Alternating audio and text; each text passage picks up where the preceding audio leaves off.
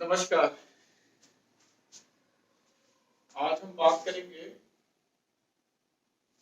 कल का मैं न्यूज़पेपर देख रहा था तो उसमें एक आर्टिकल आया था। उसमें कुछ दिन पहले आपके गोरखपुर मंदिर में, गोरखपुर में जो है, जो गोरखनाथ मंदिर है जहाँ के महंत है योगी जी, वहाँ पे कुछ दिन पहले जो है एक मुर्तजा नाम के आतंकवादी ने वहाँ पे अटैक कर दिया था।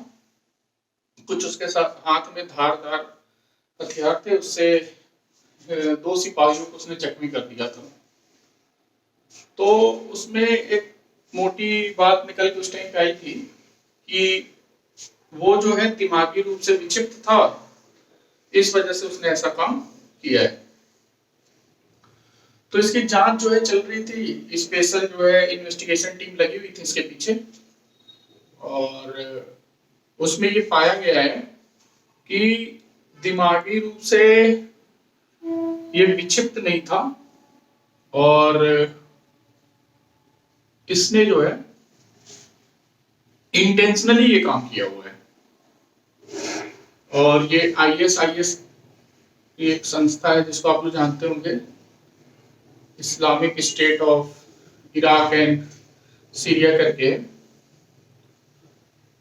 तो उससे ये इन्फ्लुएंस था, उससे प्रभावित था और ये वीडियोस ऑनलाइन देखता था और इस तरीके की उसकी मानसिकता धीरे धीरे डेवलप हो गई और काफी मतलब देखा जाए तो एजुकेटेड लड़का है, 22 साल का है, अभी यंग एज का लड़का है वो। देखिए यहाँ पे कुछ बातें समझनी होगी। ये आप स्टेट ऑफ माइंड समझिए क्या है यहाँ पे। वो लड़का जो है इन्फ्लुएंस हुआ, पढ़ा लिखा है, तो इस बात को हमेशा याद रखना चाहिए कि अगर आप पढ़े लिखे हैं सिर्फ, तो आप एक अच्छे नागरिक देश के बनने की कोई जरूरी नहीं है। आपके अंदर जो है अगर मिनिमम मैच्योरिटी नहीं है, आपके अंदर जो मूलभूत समझदारी होती है वो अगर आपके अंदर नहीं है तो उससे कोई फायदा नहीं, आप कितने पढ़े लिखे रहे। आप सुने भी होंगे कि लादेन जो था, ओसामा बिन लादेन, जो वर्ल्ड ट्रेड सेंटर पे जो उसने पेंटागन पे अमेरिका में जो उसने वो कर दिया था, अटैक कर दिया था, वो भी काफी पढ़ा लिखा था, उसे लोग कहते सिविल इंजीनियर था। और ये भी जो है कंप्यूटर का अच्छा कोडिंग वोडिंग जानता था, अच्छा कंप्यूटर की अच्छी नॉलेज थी और शायद इसने काफी अच्छा उसमें अपनी पकड़ बनाई हुई थी। तो इस लड़के ने ये जो गलती की है, तो इसमें कल एक वर्डिक्ट आया है, स्पेशल कोर्ट के जज थे, उन्होंने कहा कि भाई इनको जो है फांसी पे लटका दिया जाए। मतलब उनका ये फैसला है कि इनको फांसी होगी और हैंगिंग अंटिल डेथ, मतलब उसे हैंग करो, है ना, जब तक वो मर ना जाए। ठीक है। तो देखो इसमें फांसी का सजा आया है, तो क्या ये इतनी बड़ी बात थी कि इसमें फांसी हो जानी चाहिए? ये बहुत ही अभी आगे चल के ये बहुत ही मुद्दा बनेगा, है ना, तो बहुत सारे इस पे मुद्दे बनाएंगे। देखिए कुछ चीजें क्या होती है ना, सिंबॉलिक होती है।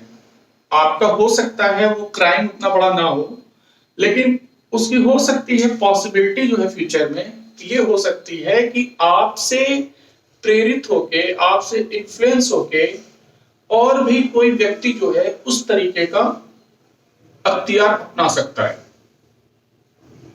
और इसका एक नाम दिया गया है लोन वुल्फ अटैक, जो कि आईएसआईएस अभी इस पे आपका इजराइल ने इस पे पूरा मतलब रिसर्च पेपर भी छापा हुआ है। ये स्टेट ऑफ माइंड है कि आपको दहशत कैसे फैलानी है। कुछ लोग क्या करते हैं कि एक अकेला बंदा रहेगा, वो आर्म्स लेके जाएगा और बहुत सारे लोगों को वहां पे शूट करेगा।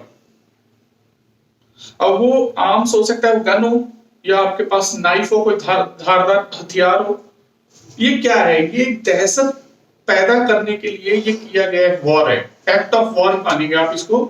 ये एक्ट ऑफ क्राइम है एक तरीके का। अगर आप इस तरीके की हरकत करते हैं पब्लिक प्लेस पे, तो इसका मतलब क्या, वहां पे दहशत फैलाना चाह रहे हैं और आपका इंटेंशन है दहशत फैलाने की, और यही इस केस में हुआ है। तो जजों, मैंने कल वर्डिक्ट देख रहा था तो उसमें जजों ने यही बात कही है कि ये जो है एक मतलब जानबूझ के इंटेंशनली किया गया कृत्य है, और दूसरी बात कि भविष्य में कोई से प्रेरित होकर इस तरीके का कृत्य ना करना शुरू कर दे, इसके लिए इसमें फांसी की सजा देना जरूरी है और उचित भी है।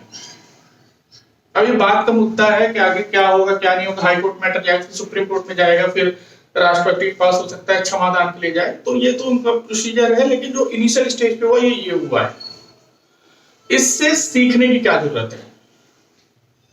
देखिए, आप इस बात को समझ लीजिए कि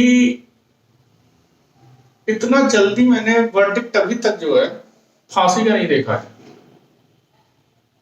आपका कसाब का भी केस हुआ था, इतनी जल्दी फांसी नहीं हुई थी, है ना? पहले इतनी जल्दी फांसी नहीं होती थी। संकट मोचन मंदिर पे भी अटैक हुआ था, बहुत पीछे भी अटैक हुए हैं, इसमें फांसी बहुत तेज हुई है ना? ये बात तो मानना पड़ेगा, इसमें प्रोसीडिंग बहुत तेज हुई है।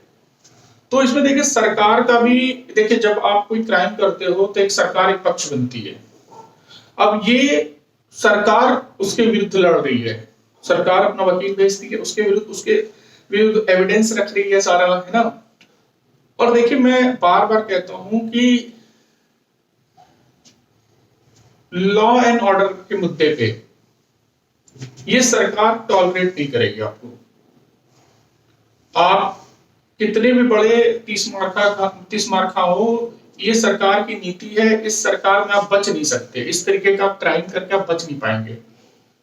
और देखिए सिर्फ पढ़ने से कुछ नहीं होता है, आप पढ़ के किताबी ज्ञान ले लिए और आपको समाज में जीने का तरीका नहीं पता, तो आपके पास कितना भी ज्ञान हो व्यर्थ ज्ञान है।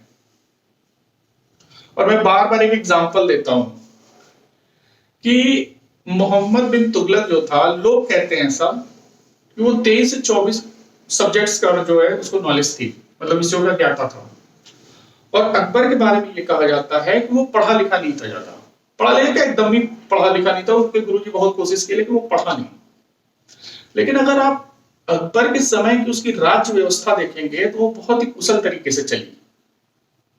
लेकिन अगर वहीं पे आप मोहम्मद बिन तुगलक को देखेंगे तो उसके जो राज्य था उसका, उसमें लोग बहुत ही उससे पीड़ित रहते थे, मतलब उसको चाहते नहीं थे। मतलब एक होता है ना कि अगर आप राजा हैं तो आपको लोग एक चाहते हैं कि हाँ भाई ये मेरा राजा सही है, उस टाइप की उसके लिए दिल में जगह नहीं थी लोगों की। क्यों? क्योंकि वो हमेशा प्रजा से परेशान रहती थी। एक बहुत ही चर्चित कहावत है, उसने सेम डे जो है देवगिरी अपनी राजधानी शिफ्ट करके और फिर सेम डे अगले नेक्स्ट डे वापस आ गया था दिल्ली के लिए, है ना? तो देखिए उसमें क्या है कि आप कितना भी पढ़ लिख जाइए, लेकिन अगर आपके अंदर समझदारी नहीं है, आपका अगर दिमाग जो है काम ठीक से नहीं कर रहा है, यानी जीवित नहीं है, वो लिविंग अवस्था में नहीं है, तो आप कितना भी पढ़ते रहिए उससे कुछ नहीं होने वाला।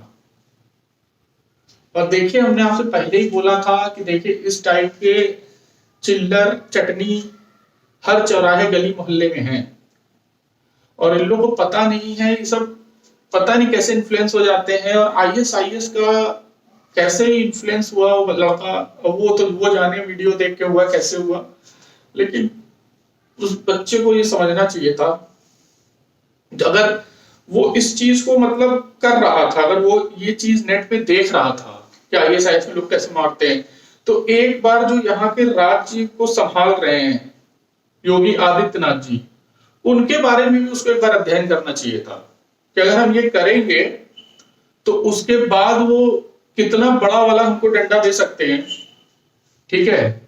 इसके बारे में भी। अब देखिए इसमें कुछ लोग कहेंगे कि इसमें तो न्यायालय ने जो है वो दिखा दिया है, वर्डिक्ट दिया है, इसमें सरकार का क्या रोल है? सरकार का बहुत रोल होता है। सरकार के वकील और जो उसके तंत्र हैं, अगर वो एविडेंस तगड़ा नहीं रखेंगे तो सामने वाला न्यायालय में बच जाएगा सबूत के अभाव में, ठीक है? तो ये कहना कि सिर्फ न्यायालय ने दिया, न्यायालय फैसला देता है, लेकिन सबूत और साक्ष्य जुटाना जो है वो सरकार के एजेंसियों का काम है, वकीलों का काम है। तो उस बालक ने जो है गलत समय पे ये काम किया हुआ है और इसका खामियाजा वो भुगत रहा है। ठीक है, तो आगे से अगर कोई भी ये सब, फिर वही क्या बोलेंगे तो फिर लोग कहेंगे कि यार आप ऐसे बोल देते हो। देखिए, छोटा पजामा और जो सलवार सूट पहनते, कुर्ता जो भी आप पहनते हैं, और दाढ़ी बना के मुंह छिलवा के जो आप घूमते हैं, जो आपका हुलिया है, ठीक है, आप करिए, वो आपके धर्म का वो है, उसमें मैं कोई टिप्पणी नहीं करूंगा, आपकी इच्छा है, आप स्वच्छंद है, आप पढ़िए, ठीक है, मतलब उस पहनिए, पढ़िए, जो करना है वो करिए, लेकिन इस तरीके की घटनाओं को आप मत वो करिए, अंजाम दीजिए, नहीं तो इसका अंजाम बहुत बुरा होगा। इस बात को आप समझ लीजिए। और वो इतना बुरा होगा कि फिर आने वाली, फिर जानते ही हैं, योगी कहते ही हैं कि आने वाली 7 पीढ़ी याद रखेंगी। ठीक है, तो मत करिए आप लोग ऐसा, इस तरीके का हरकत मत करिए। आपका जो भी चीज है, आपको स्वतंत्रता मिली है, तो कुछ भी करने की स्वतंत्रता नहीं मिली है। मैं कल अभी आर्टिकल पढ़ रहा था न्यूज में, एक ऐसा ही आया हुआ था, उसमें कुछ लोग कहते हैं कि कुछ भी आके बोलना शुरू कर देंगे, उल्टा सीधा बोलना शुरू कर देंगे, कहेंगे बोलने की स्वतंत्रता है। बोलने की आपको स्वतंत्रता है, ये आपका मूलभूत अधिकार है, लेकिन आपके बोलने की वजह से किसी के और आदमी का कोई भी हित जो है वो आहत नहीं होना चाहिए। मतलब समझ रहे हैं, आपको कुछ भी बोलने की स्वतंत्रता नहीं है, आपको किसी को भी कुछ भी बोल दीजिए, गाली दे दीजिए, किसी घर पे कुछ कर दीजिए, है ना, तो वो आपको स्वतंत्रता नहीं है, आपको इंडिपेंडेंस वो नहीं है। आपको ये स्वतंत्रता है कि आप एक कानून के दायरे में रह के आप चीजों को, अपने वक्तव्य को बोल सकते हैं, लेकिन इसका लोग मिसयूज करते हैं। अब पता है रास्ते को जा रहा है, गाली देंगे और कहेंगे कि भाई हमें बोलने की स्वतंत्रता है।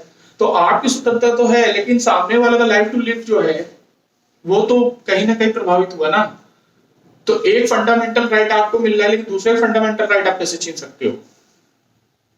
आप समझ में आ रही है? अब आप आइए और चक्कू लहराना शुरू कर दिए रोड पे और कहिए कि हमको कुछ भी करने स्वतंत्रता, कहीं भी जा सकते हैं, है ना, तो ऐसा नहीं होगा। ठीक है, तो आप करिए जो करना है, लेकिन आप कानून के दायरे में रह के करिए, अदरवाइज आपको पता ही है आपके साथ वो कारनामे हो सकते हैं जो आपने कोई जिंदगी में सोचे नहीं होंगे। ठीक है, तो मुर्तजा जो लड़का है उसके लिए मेरी क्या कहें, अब उसके लिए तो कुछ मेरी अच्छी विशेष भी नहीं हो सकती, क्योंकि उसने कृत्य ऐसा किया है, गलत काम किया है, तो उसका खामियाजा तो उसको भुगतना चाहिए। ठीक है, बाकी न्यायालय पे छोड़ दीजिए, बाकी जो न्यायालय या देश की जो हमारी एजेंसियां हैं वो हमसे ज्यादा बुद्धिमान है और अच्छा काम करेंगे अपनी जगह। ठीक है, तब तक के लिए आप अपना ख्याल रखिए, नेक्स्ट कुछ होगा तो फिर कुछ लेके आएंगे, तब तक के लिए जय हिंद।